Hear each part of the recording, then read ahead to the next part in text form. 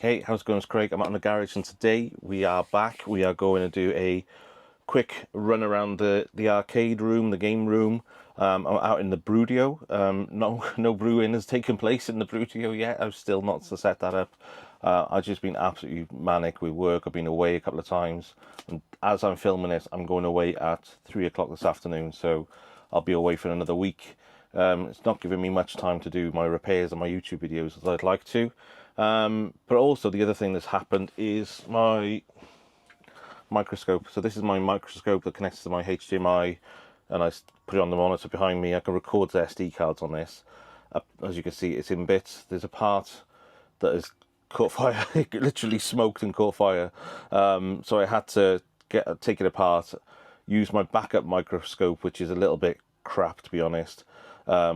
Find the fault, take out the old part, find out what the part number was. It wasn't that clear actually. It wasn't marked up properly. So I managed to find out what part it is, and I've ordered those. It's a little power regulator.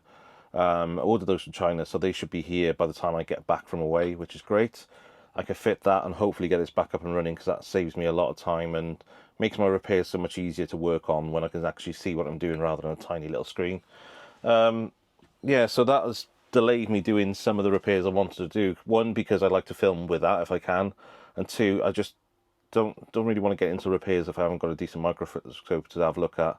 But yeah, we'll get that running, or we're gonna have to buy another one at some point. That one is about £100+ just for that unit. There's loads of other options out there. I'll have a look if that comes to it, but I don't want to be wasting that kind of money for the sake of it. So hopefully we can get that up and running. And the parts are like £1, if that. So yeah, hopefully they'll come and I can fit that and get that up and running. So I'm in the Brudio. No brewing has taken place in the Brudio, and actually thinking of a plan B for that. Well, I've just been building over the summer a outdoor garden room, so I might take the brewing kit out there once I put the roof and everything on top of it, and do my brewing when I get around to doing homebrew out there. So I've just not had time to do anything lately. That's why I've not done any YouTube videos. I've been busy with work. I've been away 3-4 times this year already, and as I'm filming this, it's a Saturday at 3 o'clock today. I fly out to overseas for another event, and I'm out there until the following Saturday. So no filming, no editing, no nothing else. And then when I'm back, I've got to get on with other things. So this has just arrived. So this is something that I've sent off for repair. I've not repaired it myself. Let's see if I've got a knife. One of the monitors in my Naomi cabinet, ever since I've had that cabinet, it's been a bit dodgy. I ran it for a while and then it would flash and go off. So I ended up changing, I did the caps on it, I did the flyback on it a while back, and I did quite a few of the repairs, and then I got to the point where it was needing high voltage testing and high voltage equipment to repair it. So I sent it off to somebody on UKVac. His name's Gunblade on UKVac. I won't give away his real name because I don't know whether he's happy with that. But he's well known in the community for repairing monitors. He's the go-to guy. So he gave me a little bit of chat back and forth around what to check and everything on there. In the end, when it got down to high voltage and stuff like that, which I haven't got the equipment to test, I thought it'd be better off that I just send it to him. So I sent it to him a couple of weeks ago. He repaired it, sent it back. I've had it back in the garage working for a week, and then it was still flashing and going out. So I sent it back to him again. He's had another look. He's done a couple of other part changes on this, and then he's like stress tested it for about 7 hours, I think. So fingers crossed this will be working now. So in here is hopefully the full chassis for a Sega Naomi monitor. I'll show you what it looks like. It's just basically a board, for anyone that doesn't know what the inside of a monitor looks like. I'm going to be covered in parcel packing stuff. I packed this so well because I just didn't want to get them broken. In here should be the board and the remote board, so to do all the settings and everything on it. Let's have a look, make sure I haven't got the remote board separate.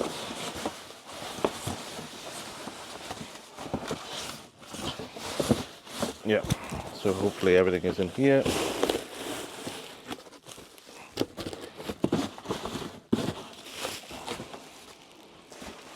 when I get back, I've got to tidy this place again. Always tidying out here. I never got enough room. I built an extension and I still haven't got enough room. But yeah, the age-old problem of collecting junk, isn't it? That you always run out of space. So yeah, let's have a look in here. I'll show you exactly what it looks like, what the repair he's done on it as well, the most recent repairs, if I can spot them. I know this board fairly well now.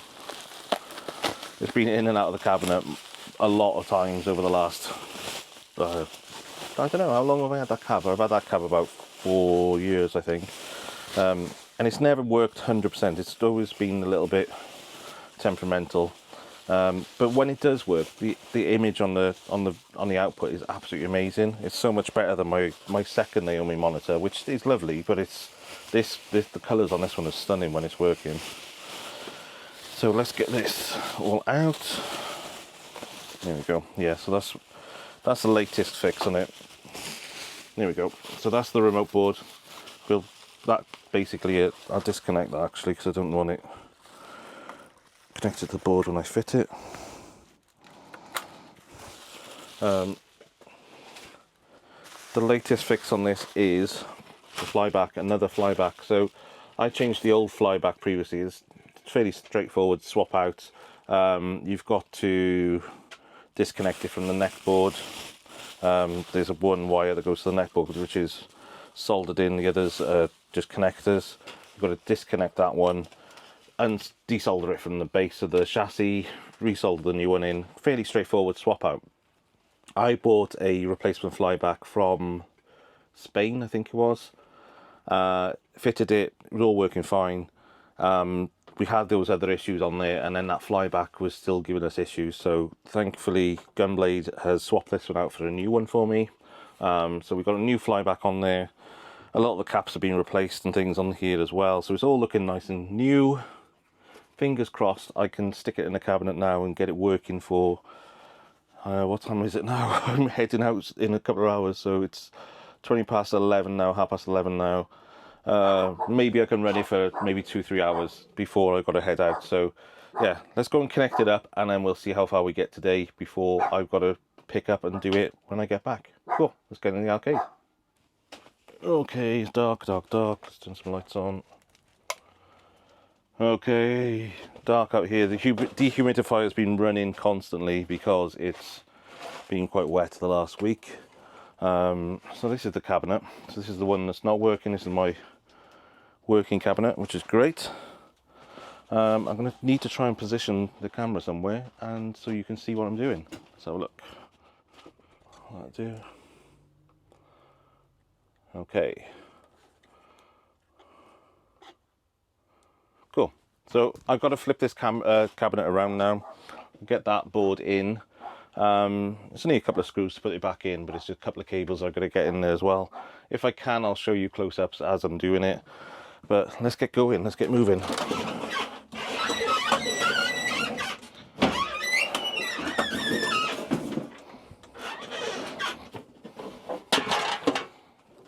Best thing about a Sega Naomi cabinet is they're on wheels. Makes it so much easier. I think I've only put one screw back in these, which is good.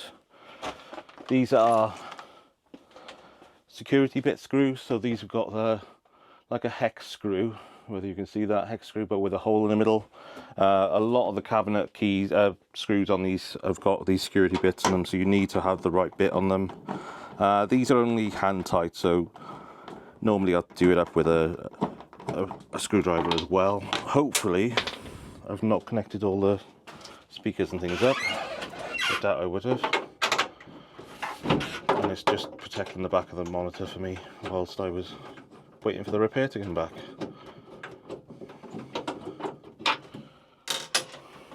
Okay, so this comes off. This giant housing, as you can see, has the speakers in the bottom as well. So when you're connecting it back up, you've got to connect all the speakers back up and make sure that everything's connected, otherwise you're not going to end up with sound. This cabinet does have a sub in there as well, so the sub is in the base of the cabinet. Let's show you what we've got so far.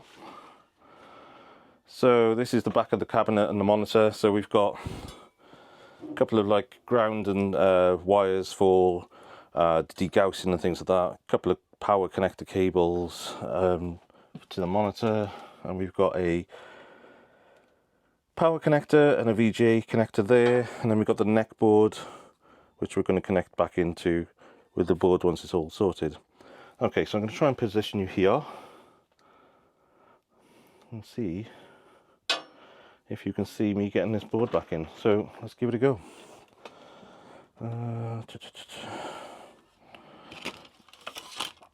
Been a while since I've put this in and out, but should remember how it all goes. If not, I got photos as reference of what colour cable goes where, or which cable goes which way around, because they do... What am I doing? What a weird way of trying to do it. You can connect some of these cables the wrong way around, and we don't want that, obviously. Oh, I'm making a mess of this just because I'm on camera. It's like I've never done a bloody arcade machine before. Get out of the way. That's connected, that's fine. There you go, that's better. Okay, so we have a black cable here, the dot goes on the outside. We have a connector that goes onto the board, so we'll do that in a second. That goes onto this one by... Where do you go there? Then we've got two which go brown and black and blue and red. And blue and red goes in here.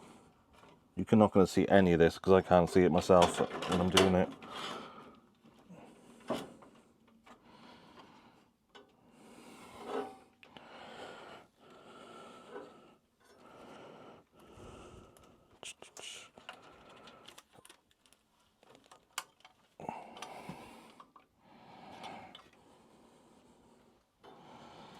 I could really do with a head touch right now. Where's my connector gone? There, no.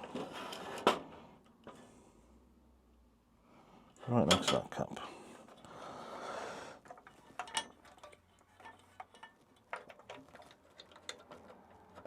That one goes on there, this one goes down here.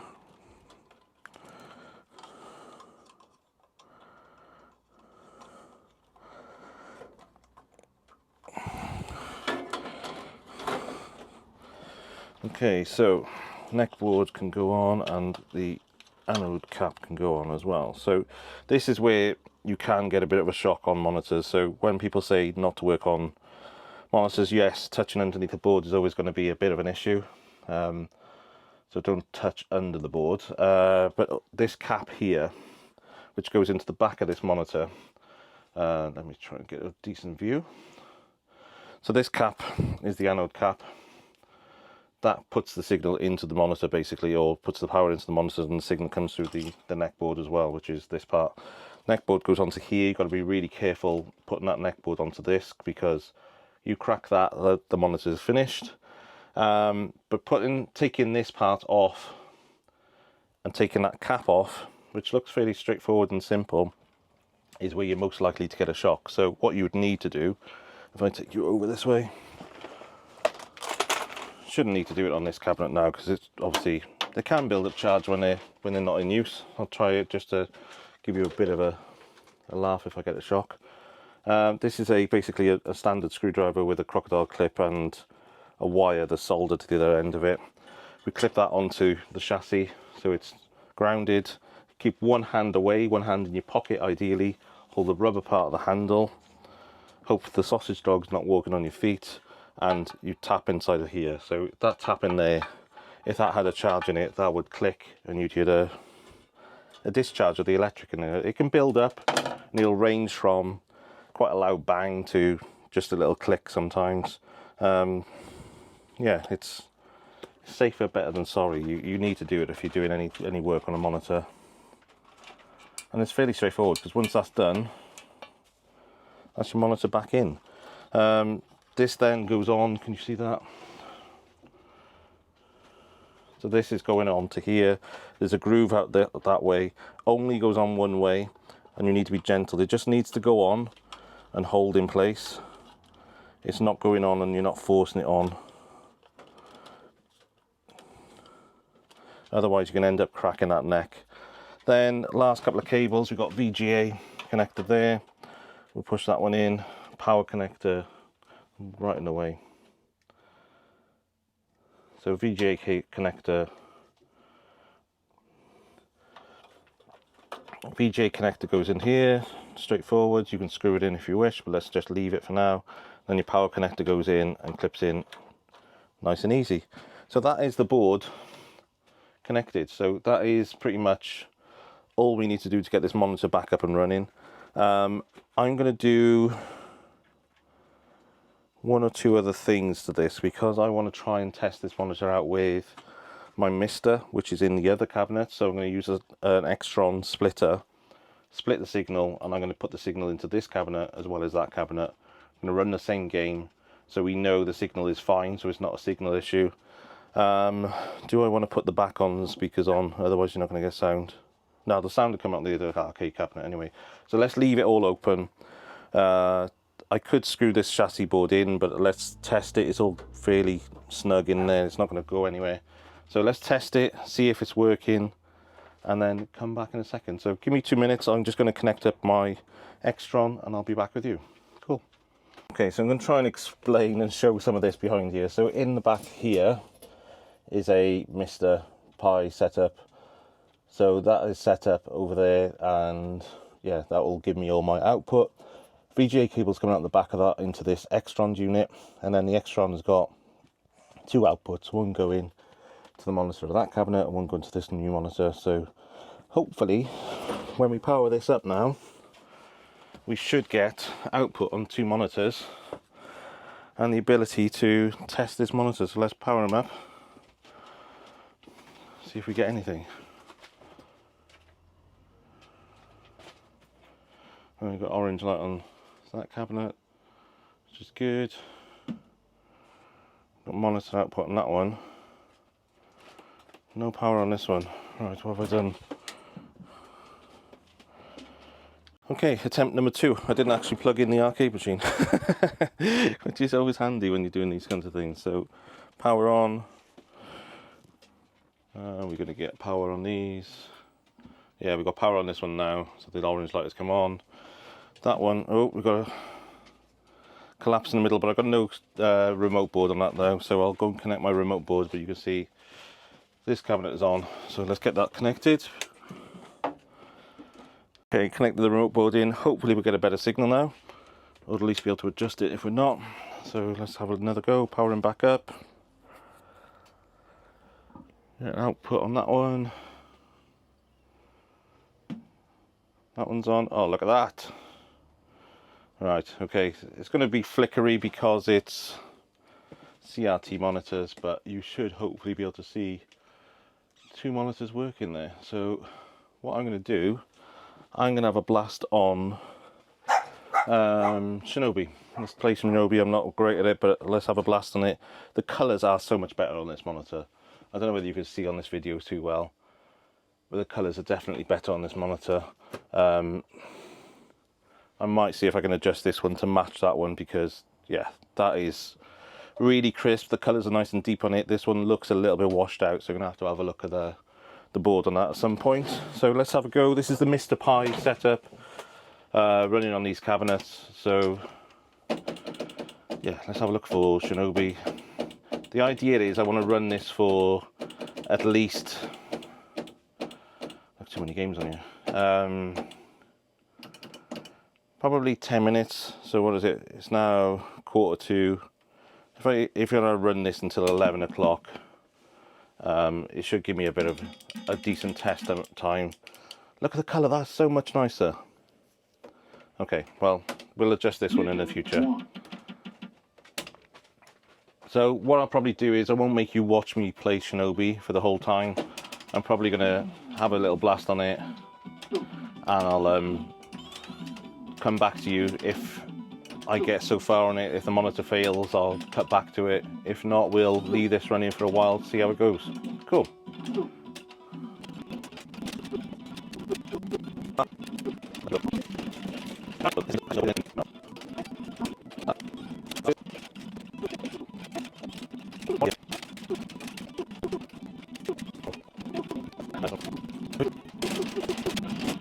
Mission 2 finished. Welcome to bonus. Okay, it's doing well. I don't know how long it's been running now, but it's a decent amount of time.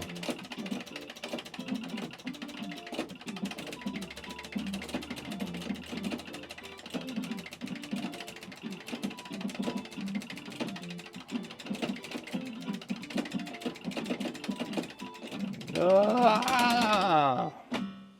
Got it. Mission 3.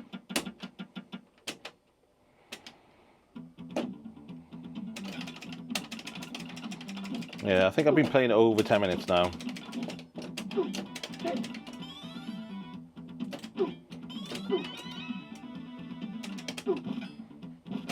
I don't know why I did that.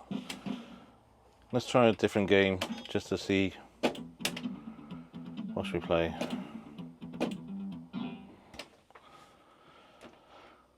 Let's have a look then. Should we do some? I'll tell you what, we'll do console and we'll do Neo Geo. It's looking lovely, looking really good. What game should we do?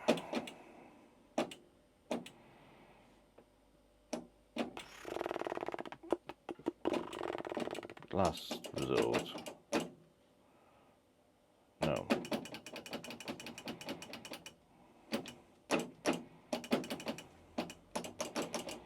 Metal Slug 1. Let's give this a go.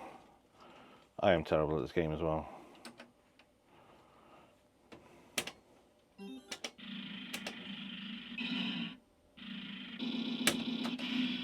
Metal Slug.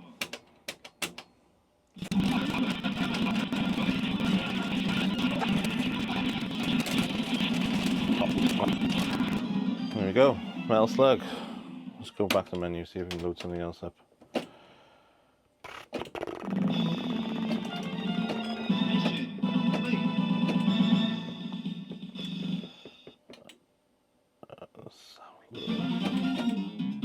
Mission 2 start.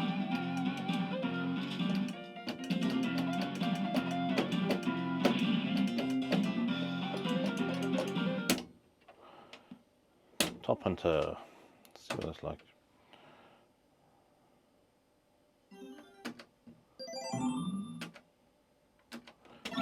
I got the actual MVS card of this one up here as well.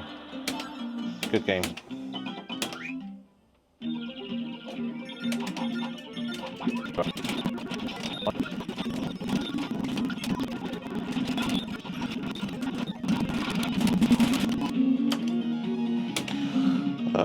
Let's have a look.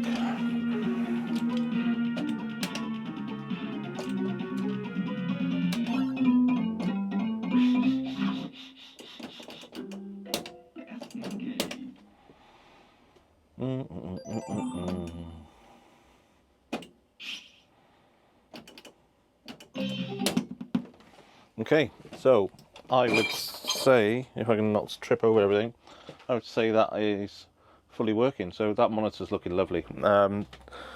The picture is looking really strong on there. The colours are really nice, so I'm really happy with that. Yeah, I think we can say that's a successful test. I'm going to leave it run now for maybe another hour and see how it goes. But yeah, it's working lovely. The colours are so much nicer than this one. I don't know whether it's coming across in camera, but I've said it about 20 times that yeah, the colours are really nice on this one. So yeah, so let's do a quick tour of where we are and what the games room is looking like at the moment. It's a bit of a... Okay, so let's do a little bit of a tour. Can't turn that down. Let's have a look.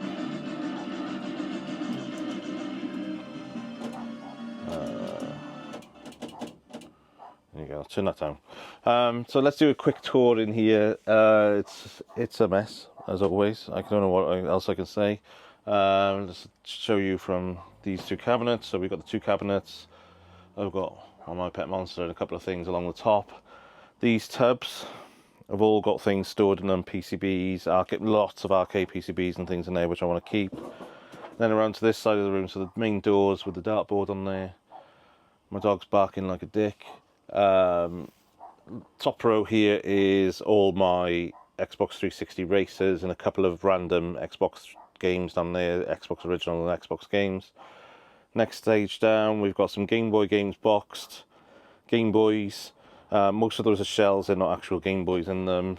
Turtles items down there, some Wii and consoles down the bottom, VHS, Sega, more Nintendo down the bottom. There's a iMac down there, an old iMac jelly mold. A couple of games, a couple of Master System and Mega Drive things there. My MVS, some more crap along the top. Gremlins Pinball still being worked on. Not very many updates on this, but it is still being worked on.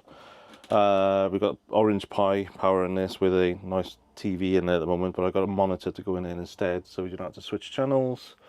Pac-Man, not even touched it yet. Had that for ages. PCBs along the top, so these are mainly my best PCBs, the ones I want to get boxed and or acrylic.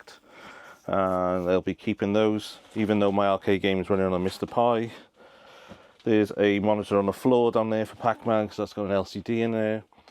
Master System, Mega Drive down underneath, but you can't see it. It is a mess out here at the moment. And then back out here into the Brudio, which is my office and setup. So yeah, so there we go. I thought I'd do a quick video on this. I don't know how quick it's going to be when I edit it all together, so hopefully it's not too many cuts for me to do. I will zip through that gameplay, because I don't know how much you can actually see, but it was more to test the monitor once I've plugged it all back in. There's a couple more things I want to do on that. I've got to screw the chassis back into the case. Then I'll put the back panel back on, connect the speakers up. That cabinet has got normally it's got an Xbox 360 in there. I want to do a modded one. I've got about 20 Xboxes down here to mod at some point. When I get around to it, it's just on the list of things to do. But I'm going to put a modded Xbox 360 in there, so I can run all the games off a hard drive. But you can see my game collection there is all racing Xbox 360 games, so they'll all be ripped and stuck onto a hard drive, so I can play them direct off the hard drive. And then it's a really good environment to play it on. I've been playing a lot of the Need for Speed games on there before the monitor went, and I really enjoy it. So yeah, lots to come over the next couple of weeks. Hopefully when I'm back from traveling this time, I'll have a bit more time to do some repairs. The next thing on here, I've got a PlayStation 3, a couple of PlayStation 3s to do. Still got to do those. They've got to be done as a priority. Then I think personally I'll do my Laserdisc. I've got a Neo Geo CD to work on, and loads of other things. I've got a cool little project that I want to work on for CRT TVs, which I'll do as well. The dogs have just come barging in because it's raining outside, so good time to finish the video. Thank you for watching. Hope it's been a random ramble of things, but hopefully it was quite interesting for someone.